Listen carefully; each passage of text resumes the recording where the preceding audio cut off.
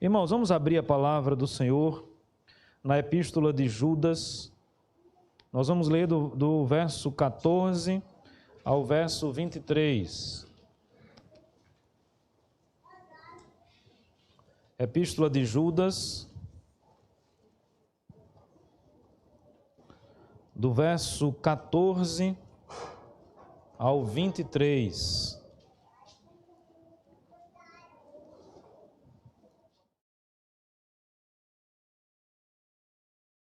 Meus irmãos, é só até um aviso aqui para os pais, né?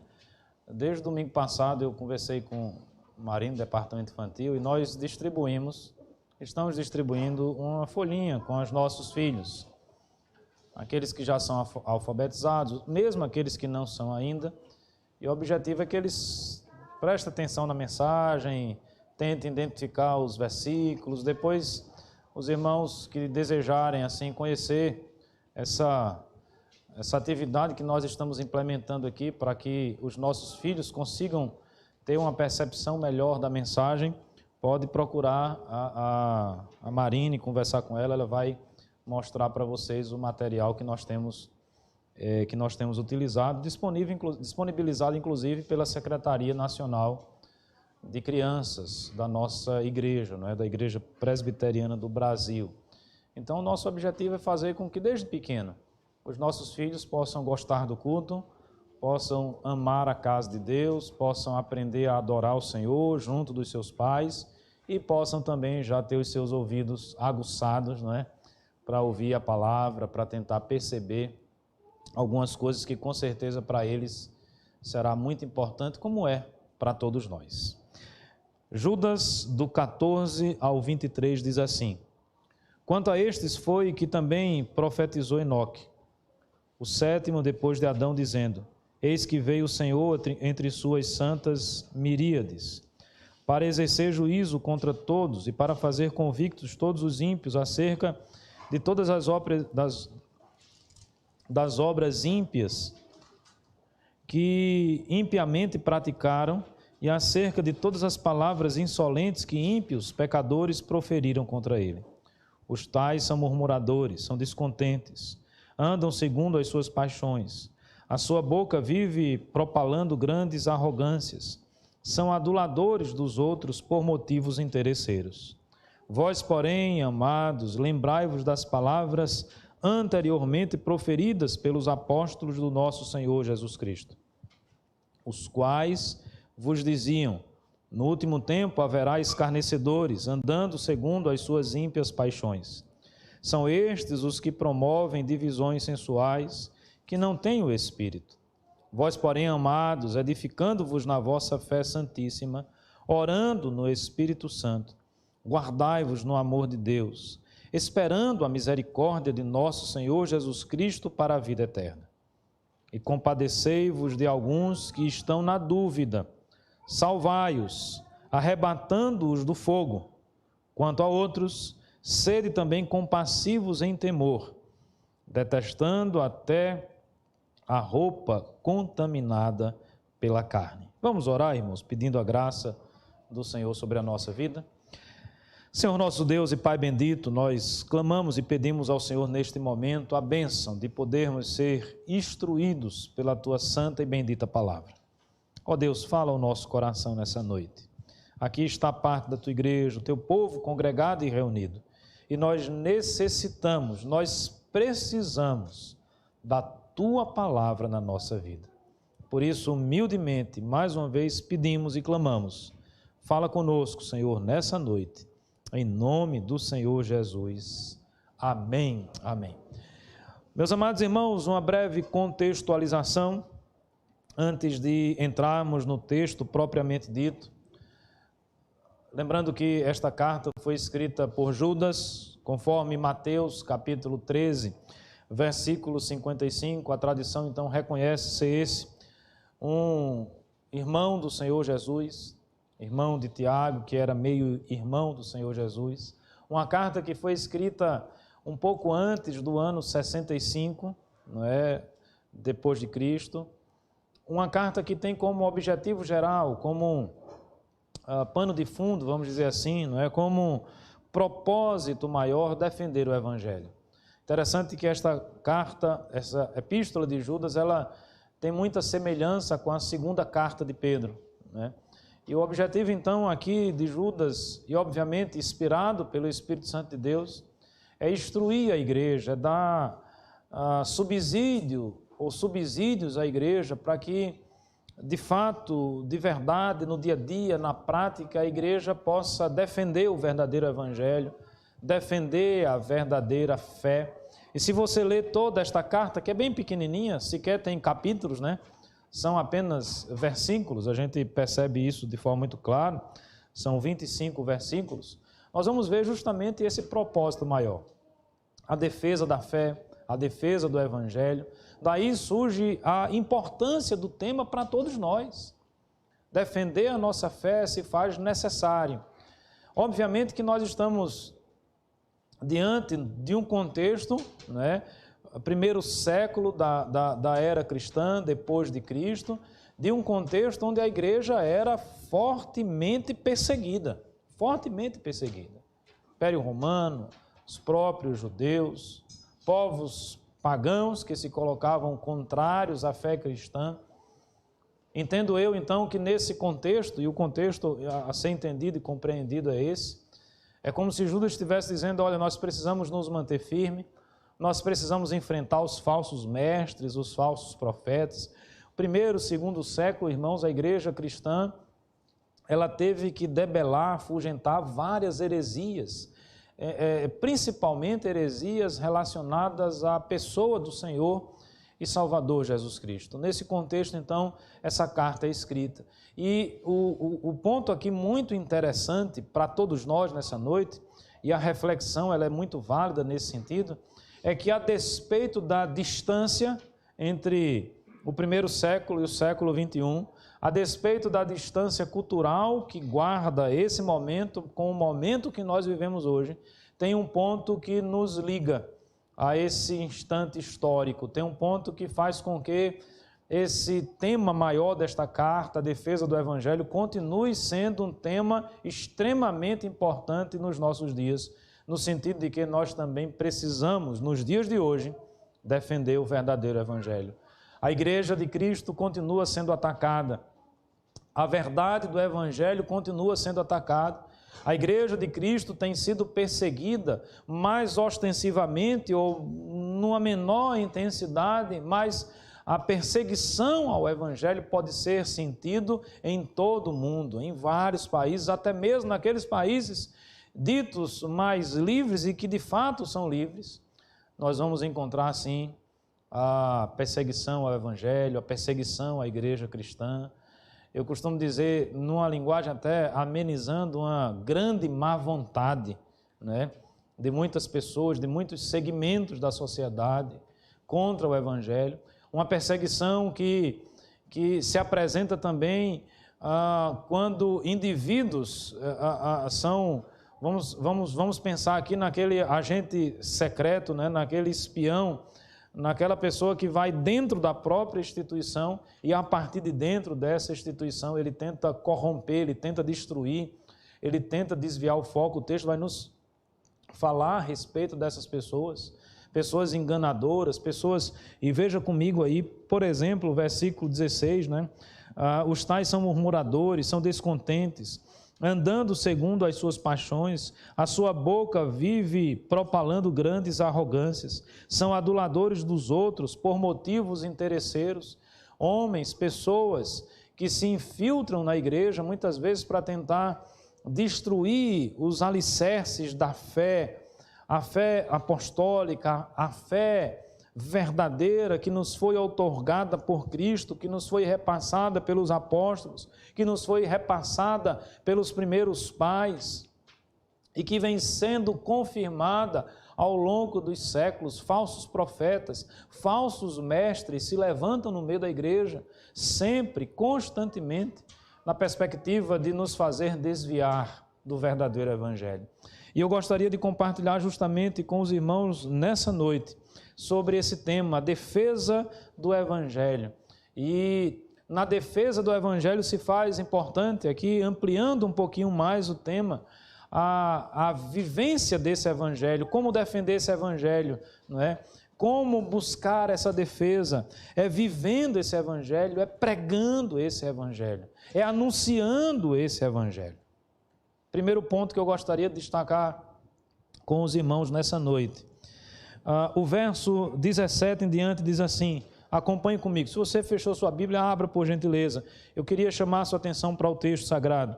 Verso 17 diz assim, vós, porém, amados, lembrai-vos das palavras anteriormente proferidas pelos apóstolos de nosso Senhor Jesus Cristo. Se nós queremos defender o Evangelho, se nós queremos pregar esse Evangelho, qual é o Evangelho a ser defendido? Qual é o Evangelho a ser pregado? Se nós queremos viver esse Evangelho, qual é o Evangelho a ser vivido? Aquele que foi pregado pelos apóstolos. Esse é o primeiro ponto que se faz extremamente necessário. Irmãos, nós, Igreja do Senhor Jesus, precisamos reafirmar o Evangelho pregado pelos apóstolos.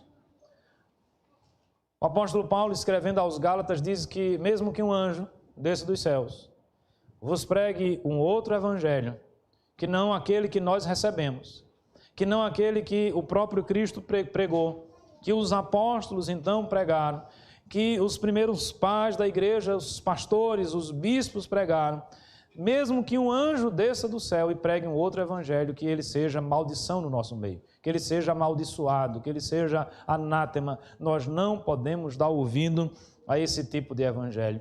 Interessante se faz, irmãos, refletir que, infelizmente, nós percebemos muitas tentativas de falsificar o Evangelho, de distorcer o verdadeiro Evangelho do Senhor e Salvador Jesus Cristo. E a palavra de Deus aqui, através de Judas, palavra santa e inspirada, diz que nós devemos nos lembrar daquilo que nós recebemos dos apóstolos, daquilo que o Senhor Jesus e o próprio Senhor Jesus nos ensina. Meus amados irmãos, o Evangelho não sofreu nenhuma mudança. O Evangelho continua sendo o mesmo. As antigas doutrinas da graça continuam sendo as mesmas. É a mesma palavra que tem transformado o mundo ao longo de mais de 20 séculos. É a palavra do Evangelho, é a verdade do Evangelho. Se nós queremos defender a nossa fé, se nós queremos pregar o Evangelho, na defesa dessa fé, nós precisamos sempre estar olhando, pensando e resgatando esse verdadeiro Evangelho. Eu me remeto agora ao momento histórico extremamente importante na história da Igreja Cristã, século XVI, Reforma Protestante, um movimento que pode ser entendido e percebido sobre vários aspectos, mas eu queria pensar em um único viés, tão somente nesse viés. Acima de qualquer coisa, este foi um movimento de retorno à doutrina pregada pelos apóstolos. Um movimento de resgate da palavra de Deus, de resgate da salvação pela fé, de resgate da proeminência de Cristo como o nosso eficiente e suficiente Salvador, resgate da perspectiva que vivemos a nossa vida para a glória do nosso Deus. É por isso que tem uma máxima na Reforma, uma frase, às vezes até muito mal compreendida às vezes até no sentido oposto, não é? A igreja reformada sempre se reformando, não significa dizer que nós vamos encontrar aqui, vamos dizer assim, novidades. A igreja reformada sempre se reformando. Na perspectiva de alguns significa o seguinte, igreja reformada sempre inovando. Igreja reformada sempre tentando trazer uma novidade, quando na realidade a ideia dos reformadores não era essa. A ideia dos reformadores era igreja reformada sempre voltando às origens, sempre se reformando, porque a nossa tendência pecaminosa, a nossa tendência institucional muitas vezes sempre vai ser para se afastar das nossas origens, das bases. Qual era o evangelho pregado pelos apóstolos? Era o evangelho do arrependimento, era o evangelho da glória de Deus, era o evangelho da salvação tão somente por Cristo Jesus. Meus amados irmãos, a igreja do Senhor Jesus não precisa E com todo respeito eu falo isso, não há aqui na minha fala nenhuma intenção de menosprezar ou diminuir a fé de quem quer que seja, mas a igreja de Cristo, ela não precisa de novidades, ela não precisa de festinhas, ela não precisa de cânticos coreografados, ela não precisa surfar na onda de determinados modismos. A igreja do Senhor Jesus, ela precisa de Cristo, porque é Cristo que transforma, é Cristo que salva. Já no tempo dos apóstolos, vocês pensam que essa história de novidade, essa história, não é, de tentar trazer coisas novas ao verdadeiro evangelho é algo que pertence ao nosso tempo, à nossa época? Não, já no tempo do Senhor Jesus se levantavam muitos falsos profetas, invencionices, ideias às vezes até esdrúxulas, heresias de fato a respeito da pessoa de Cristo. Alguns diziam, olha, Cristo não é verdadeiramente homem, não é? Ele na realidade tem um corpo fantasmagórico, não é? Docético, ele não é verdadeiro homem, não é verdadeiro Deus, não existem duas naturezas no Senhor Jesus. Dentre outras e outras, não nos compete aqui pensarmos nas heresias desse momento, até porque todas elas já foram vastamente contraditas e superadas na história da Igreja de Cristo. Mas, meus amados irmãos, nós temos as nossas próprias novidades. Nós temos, infelizmente, nos nossos dias, o desvirtuamento da verdadeira fé. Tem crescido e eu fico impressionado com isso, tenho visto, até aqui em Maceió, soube também já desse movimento, igrejas que mais se assemelham a casas de shows. Eu não sei se vocês já viram alguma coisa. No mundo virtual hoje a gente consegue acessar facilmente se é que a gente pode chamar, o culto de algumas igrejas que se declaram cristãs. Em outros estados a coisa talvez esteja bem mais antiga, bem mais presente nesse sentido. Certa feita vi e acessei um culto de uma determinada igreja. E, meus amados irmãos, não há a diferença que existe entre aquele culto e um show, espetáculos, talvez seja a música cantada. Mas é o mesmo jogo de luz, é a mesma fumaça seca subindo, são as mesmas coreografias, é o mesmo objetivo entretenimento. É o mesmo objetivo colocar o homem como sendo o centro de todas as coisas. Nós precisamos atrair o homem. Nós precisamos colocar o nosso cliente num pedestal, num lugar de importância. Logo, nós vamos negociar todos os nossos princípios e valores. E a partir daí nós começamos a mexer com o Evangelho. E a partir daí nós começamos a introduzir novidades que não são interessantes. E a partir daí nós começamos a nos distanciar do Evangelho pregado pelos apóstolos. A história relata a respeito disso. Se pensarmos na história da igreja cristã, teve um momento então na história que a igreja então começou a entender que era possível, que era bíblico a veneração ou a adoração de imagens. Houve um momento então na história da igreja que a igreja achou que era correto, que era certo, a despeito da palavra de Deus e da doutrina dos apóstolos serem contrárias a respeito disso, que era correto fazer oração aos mortos. Houve um momento na história da igreja que ela alça um personagem tão importante para todos nós, Maria, como quase que uma quarta pessoa da Trindade. Alguém que foi assunto aos céus. Essa doutrina, inclusive, é bem mais recente, 1950, só para que vocês tenham ideia das novidades que vão sendo acrescentadas ao longo do tempo, das épocas. Houve um momento em que se vendia na igreja de Cristo a salvação através de indulgências. Era o perdão antecipado. Você poderia, inclusive, comprar o perdão de um pecado que você nem cometeu. Só para que os irmãos tenham a ideia. Eu estou no coração com desejo de matar fulano de tal. Eu vou matar fulano de tal. Mas eu sei que isso é pecado. Deixa eu comprar aqui já uma indulgência. Então eu já sou perdoado antes do assassinato. Para que a gente tenha noção das novidades que vão surgindo. E por que isso? A ideia é arrecadar dinheiro, a ideia é agradar, a ideia é dizer para todo mundo, olha, no final das contas todos serão salvos. Isso não é o Evangelho. Isso pode ser qualquer coisa, mas não é o Evangelho. E o que Judas nos ensina aqui, meus amados irmãos, é que nós precisamos resgatar a doutrina dos apóstolos.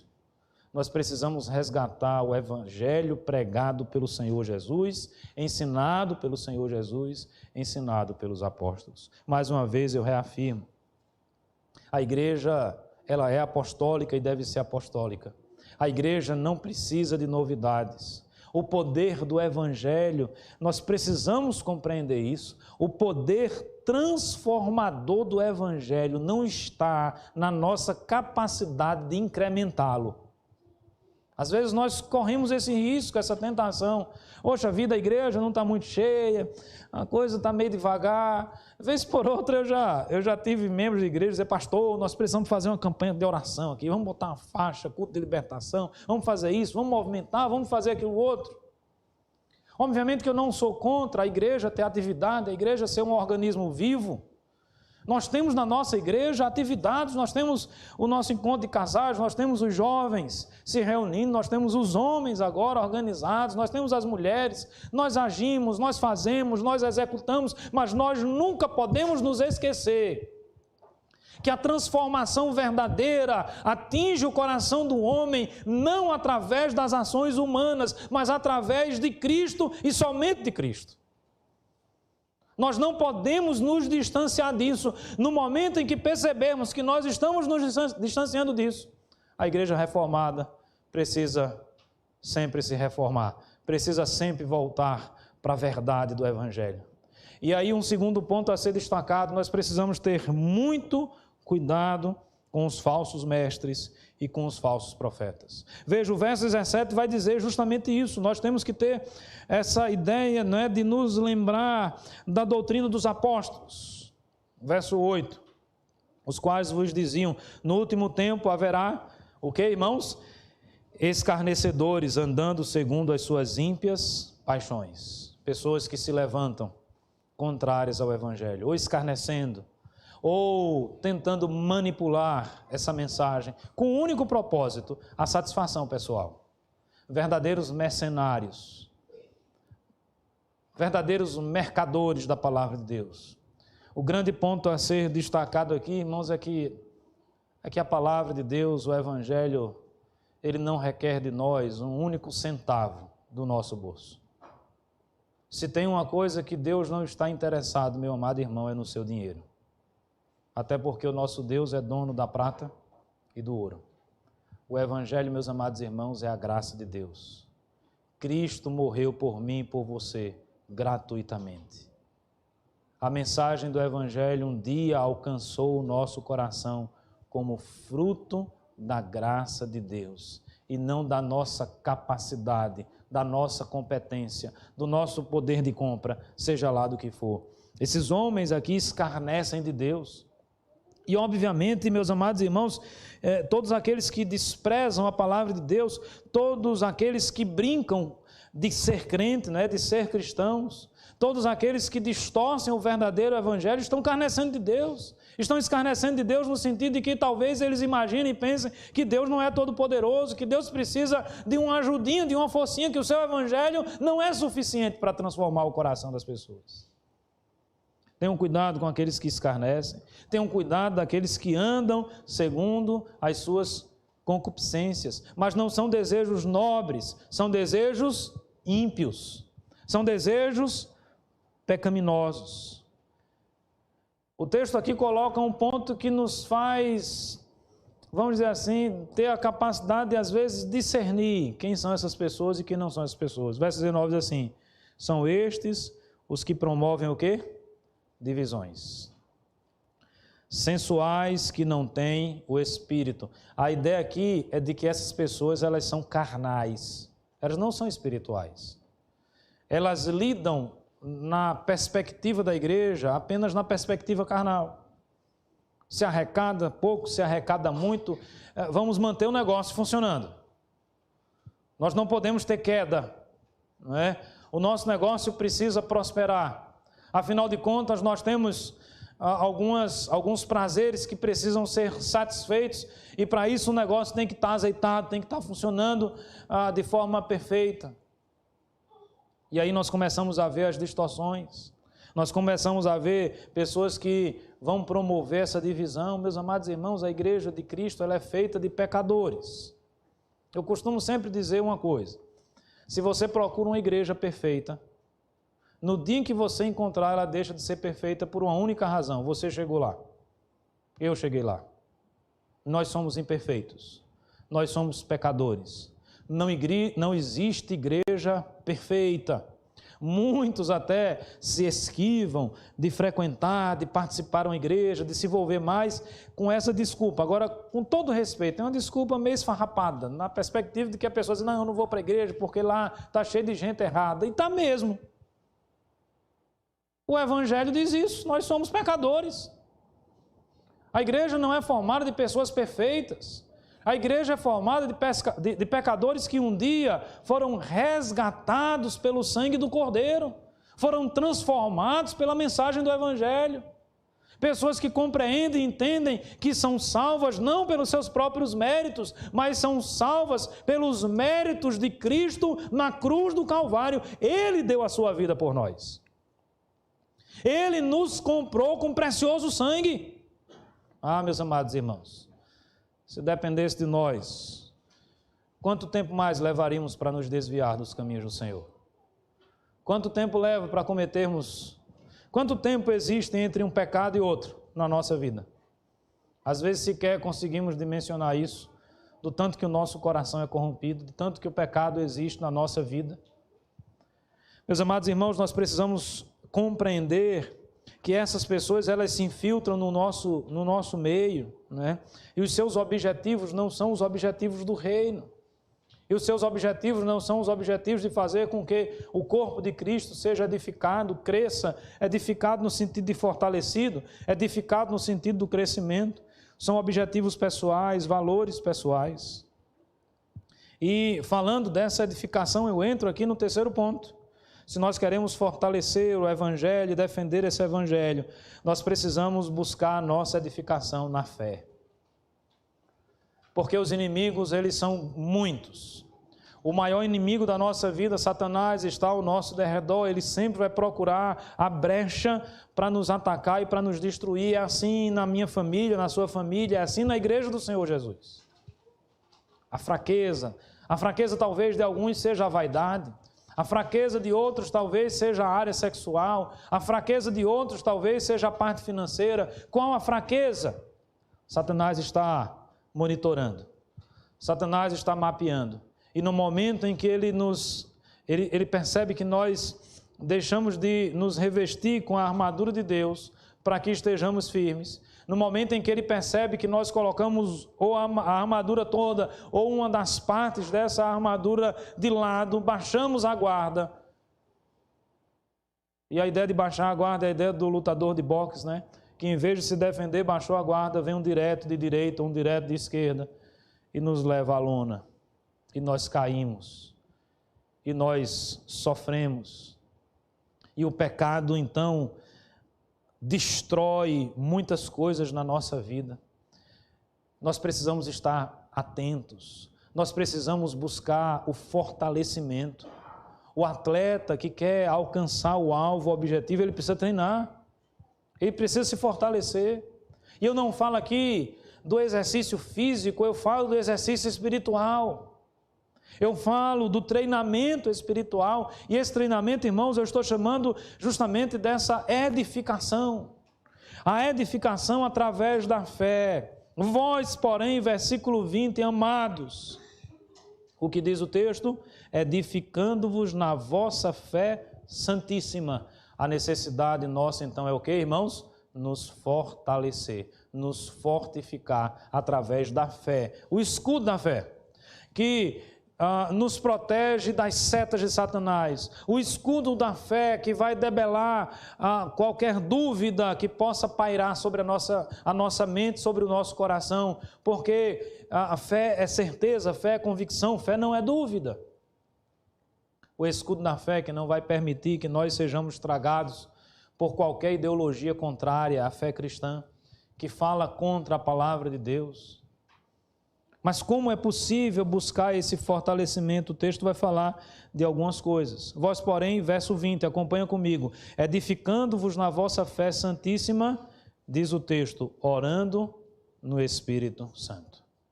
Nós precisamos orar. Nós precisamos buscar a Deus. Nós não temos todo o poder, nós não temos toda a força, nós não temos toda a competência e toda a capacidade. Eu tenho dito nesses últimos dias, nos nossos encontros de oração aqui na igreja, em mensagens, que a oração é um instrumento preciosíssimo que Deus nos permitiu ter. Ela nos coloca diante do Deus Todo-Poderoso. É através da oração que o acesso a Deus nos é permitido. É através da oração que nós expomos diante do nosso Deus aquilo que está no nosso coração, seja os nossos medos, sejam os nossos anseios, seja a gratidão por vitórias que Deus nos permitiu ter. É a oração que nos aproxima do Senhor, que fortalece essa comunhão com Deus. E, meus amados irmãos, a regra nesse caso é muito simples. Quanto mais perto de Deus nós estivermos, mais fortalecidos nós seremos. Quanto mais distantes de Deus nós estivermos, mais fracos nós estaremos, mais suscetíveis às investidas ou de Satanás ou às investidas do pecado que habita no nosso coração, ou às investidas dos falsos profetas, dos falsos pregadores, verdadeiros emissários de Satanás que tentam destruir a igreja, dividir a igreja, confundir a igreja, nos desviar da verdadeira fé. Nós precisamos, irmãos, buscar essa vida de oração, o fortalecimento. Na realidade, nós temos aqui duas coisas que são básicas e essenciais para o nosso fortalecimento espiritual: orar e estudar a palavra de Deus. Alguém perguntou, não é? O que é mais importante? A oração ou o estudo da palavra de Deus? Essa pergunta ela não deve existir. Essa pergunta ela padece de fundamentação lógica. Não há mais importante ou menos importante, porque essas duas coisas não podem jamais se separar ou andarem uma sozinha em detrimento da outra. Nós sempre precisamos orar e sempre vamos precisar da palavra de Deus para instruir o nosso caminho. A palavra de Deus é lâmpada para os nossos pés. A palavra de Deus é luz para o nosso caminho, e é através da oração que nós compreendemos essa palavra. É através da oração que nós vamos ter a capacidade de colocar essa palavra em prática no nosso dia a dia. Como anda o nosso exercício espiritual? Como anda o seu exercício espiritual? Se me perguntarem como é que anda o meu exercício físico, não é muito difícil de eu responder, não. Sedentarismo.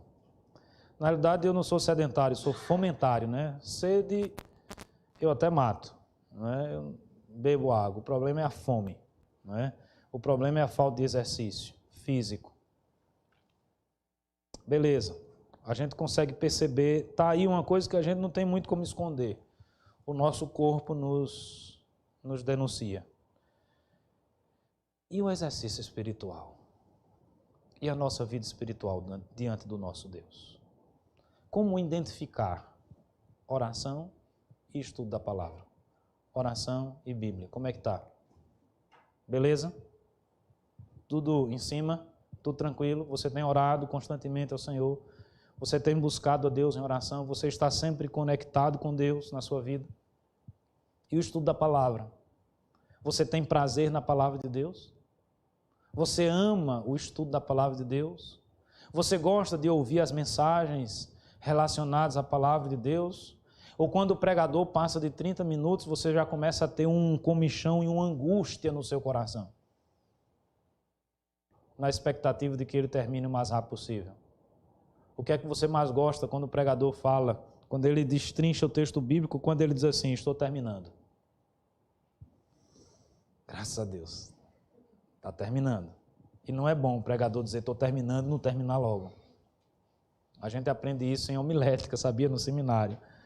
Porque você termina gerando essa expectativa. Está terminando e a expectativa é gerada, mas não é concretizada. Os irmãos percebem? Vamos fazer uma reunião para estudar a Bíblia. Quantas pessoas vão estar presentes? Vamos fazer uma reunião para orar. É sintomático, irmãos. Vejamos as nossas reuniões de oração, e não é na sétima, não, em toda e qualquer igreja. Muitas vezes são reuniões esvaziadas. Aí eu pergunto como anda o nosso exercício espiritual. Para nos fortalecermos, nós precisamos buscar a Deus em oração e precisamos estudar a sua palavra. É assim, é usar o nosso tempo para a questão espiritual também, edificando-nos na fé, não é? O texto diz, edificando-vos na vossa fé santíssima, orando no Espírito. Guardai-vos no amor de Deus, esperando a misericórdia de nosso Senhor Jesus Cristo para a vida eterna. E eu fecho no último ponto a minha reflexão nesse texto. É preciso, meus amados irmãos, ter uma postura de humildade diante do Senhor. Nós não somos supercrentes. Nós somos pecadores falhos e precisamos agir com humildade nesse sentido. Reconhecer as nossas debilidades. Reconhecer, inclusive, as nossas debilidades no sentido da ajuda e do auxílio àqueles que precisam. Não é? O verso 21 ele começa de forma bem interessante, quando nos ensina a que nós devemos nos guardar no amor de Deus, ou seja, esperar no amor de Deus, esperar nas suas misericórdias. Os irmãos lembram o que é misericórdia? Lembre-se, graça é favor imerecido. Graça é o seguinte, eu não mereço e recebo. Misericórdia é meio que o oposto disso, mas as duas ideias, elas convergem.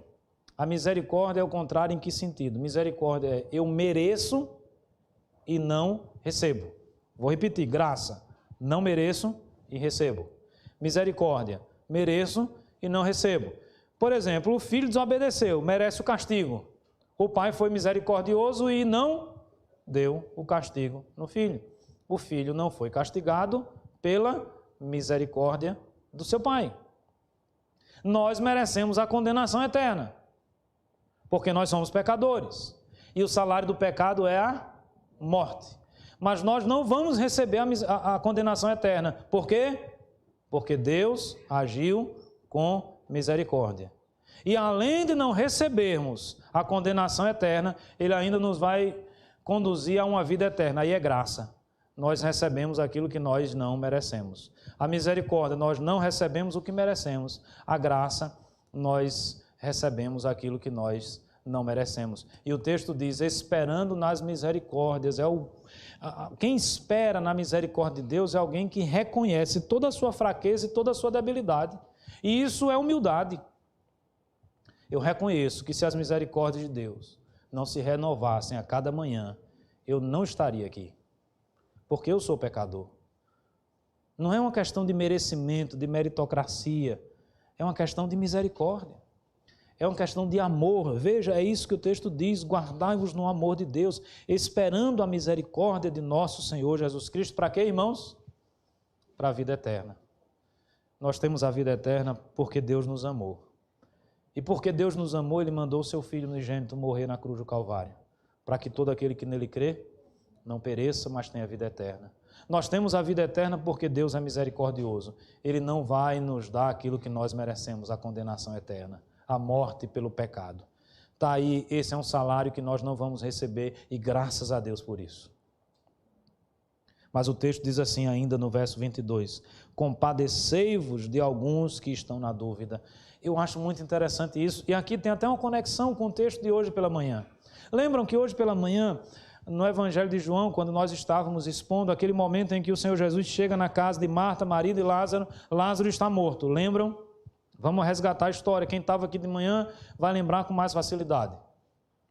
Eu inclusive coloquei esse como sendo um dos pontos da minha mensagem hoje pela manhã, dizendo que o que o Senhor Jesus viu ali, Ele, lembre-se, vem e vê, quando Ele pergunta onde está Lázaro, os amigos na casa ali dizem, vem e vê. E aí eu uso essa expressão e usei essa expressão como tema da nossa reflexão. O que é que Jesus viu? Uma das coisas que o Senhor Jesus viu ali, obviamente a primeira foi o sofrimento. Abordei que ele viu um homem morto, sempre na perspectiva do que ele viu, do que ele fez. Ele viu o sofrimento, se compadeceu, chorou, ele viu alguém morto e trouxe vida, ressuscitou, mas ele viu pessoas também com dúvidas na fé. Os irmãos lembram disso? As pessoas perguntavam, as pessoas questionavam, as pessoas conversavam. Se ele estivesse aqui, ele poderia ter agido de tal forma que Lázaro não teria morrido. Uns acreditaram, outros não acreditaram. Sobre o Evangelho, sempre vamos enfrentar essas situações. E jamais nós podemos ter a arrogância, a petulância de não levar em consideração a dúvida das outras pessoas. Vejo que o texto diz de forma muito clara. Eu vejo muitos que se arrogam hoje, defensores do Evangelho, extremamente arrogantes. Eu sei de tudo. Crente sou eu, o resto está tudo condenado. Não sei se você conhece gente assim. Pessoas de uma arrogância impressionante. Olha o que o texto diz, verso 22. E compadecei-vos de alguns que estão na dúvida. O Senhor Jesus viu que ali existiam pessoas que estavam na dúvida. Ele vai chegar o momento de repreender, é verdade que o Senhor Jesus repreendeu alguns, mas naquele momento o que foi que Jesus fez? Jesus dirimiu a dúvida. Jesus aniquilou a dúvida daqueles que poderiam ter a sua dúvida aniquilada. Ele ressuscitou Lázaro. E o último verso daquele bloco vai dizer que, o penúltimo verso, que muitos creram. Outros não, outros voltaram para os fariseus para contar o que estava acontecendo. Porque são filhos da perdição, são filhos da ira de Deus. Não estão destinados a acreditar, não estão destinados à fé. Ou sendo um bom presbiteriano, não estão pré-destinados a acreditar. O Evangelho ele não veio para salvar, para condenar especificamente, ele veio para salvar. Mas obviamente que ele também traz condenação para aqueles que não entregam a sua vida ao Senhor Jesus, não acreditam no Senhor Jesus como Senhor e Salvador das suas vidas. Mas nós não sabemos quem são essas pessoas. E como igreja do Senhor Jesus, nós precisamos acolher a todos. Nós precisamos ter paciência. Nós precisamos amar. Nós precisamos ensinar. Nós precisamos ter compaixão. Nós precisamos nos compadecer daqueles que ainda estão na dúvida. O tratamento que nós devemos dar a essas pessoas não é o tratamento da soberba, do orgulho espiritual. Quem talvez nós precisássemos tratar com mais veemência são os falsos profetas, são os falsos mestres. Mas aqueles que estão sendo enganados merecem a nossa compaixão. Aqueles que estão vivendo na dúvida merecem o nosso zelo, a nossa compaixão. É você procurar aquela pessoa e conversar com ela, e explicar o Evangelho, e falar do amor de Cristo. É assim que a igreja cresce, irmãos. É assim que a igreja se fortalece. Espiritualmente. Eu estou fortalecendo aquele que está na dúvida. E às vezes, para quem está na dúvida, não é assim que funciona, basta uma palavra. Em alguns contextos, basta uma palavra de alguém de fora, né? Quando é dentro de casa, a mulher fala, o marido não dá muita atenção, não. Quando é um amigo, tudo está resolvido. E vice-versa. Não é muito diferente com as mulheres. Os filhos, então, dependendo do momento em que eles estão vivendo, a faixa etária, os pais aqui presentes que ainda não atingiram esse contexto, saibam disso. Vai chegar um momento que a sua fala para o seu filho vai valer quase zero. Não vale zero porque você continua sendo pai, você continua sendo mãe. Mas você fala 10 vezes e um amigo fala uma, um amigo vai ter prevalência. É revoltante, eu sei que é revoltante. Mas, infelizmente, às vezes essa é a situação que nós vivenciamos, né? Então, vamos influenciar, vamos falar, vamos tentar cercar os nossos filhos de bons conselhos, de bons amigos. Vamos nos cercar de bons conselheiros, de pessoas que têm o temor de Deus no seu coração, mas vamos agir assim para com as outras pessoas, com amor, com graça, com misericórdia e com compaixão, porque um dia Deus exerceu graça, misericórdia, amor e compaixão na nossa vida também. Se um dia o Evangelho nos alcançou e nos transformou, nós precisamos ser instrumentos de Deus para que esse Evangelho continue sendo pregado e continue transformando vidas. É assim que nós fortalecemos o Evangelho. É assim que nós defendemos a nossa fé. Não é puxando uma espada, não é? Pedro empolgado, quando Jesus estava sendo levado, corta a orelha do soldado. Não, Pedro. O evangelho não se impõe por força e por violência. O evangelho se impõe pelo amor e pela verdade de Deus sendo aplicado na nossa vida. O evangelho se impõe com o nosso testemunho. Diga ao seu amigo o que Cristo fez com você. Testemunhe a respeito da sua vida, de quem você era e de quem você é. Deixando muito claro que o velho homem continua batendo a porta, tentando nos derrubar, tentando nos destruir.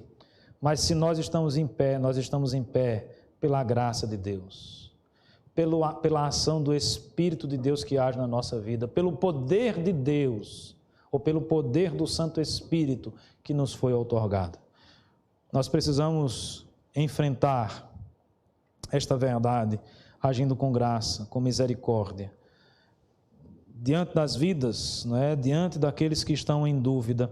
O verso 23 traz até uma expressão interessante, dizendo assim, salvai-os, como se fosse possível que nós salvássemos alguém. Mas é na perspectiva de... Eu imagino aqui, quando eu leio esse texto, eu imagino alguém em apuros. Naqueles nossos desenhos de antigamente, que os personagens entravam no campo de areia movediça e começavam a se afundar. Na minha mente vem isso. Arrebata, não é? Tira essa pessoa, ela está se afundando na lama, ela está morrendo. É preciso ter compaixão, é preciso falar do amor de Cristo para essas pessoas e não ter raiva delas. Salvai-os, arrebatando-os do fogo, quanto a outros serem também compassivos em temor, detestando até a roupa contaminada pela carne. Eu vou parar por aqui, o tempo já não nos permite avançar demais, rogando, clamando e pedindo que Deus possa sempre agir com graça na nossa vida, nos dando sempre a capacidade de compreender qual é o verdadeiro evangelho, nos dando sempre a capacidade de defender esse evangelho com a nossa própria vida, com as nossas ações, com a nossa mensagem. Que Deus tenha misericórdia da sua igreja. Amém, amém, amém.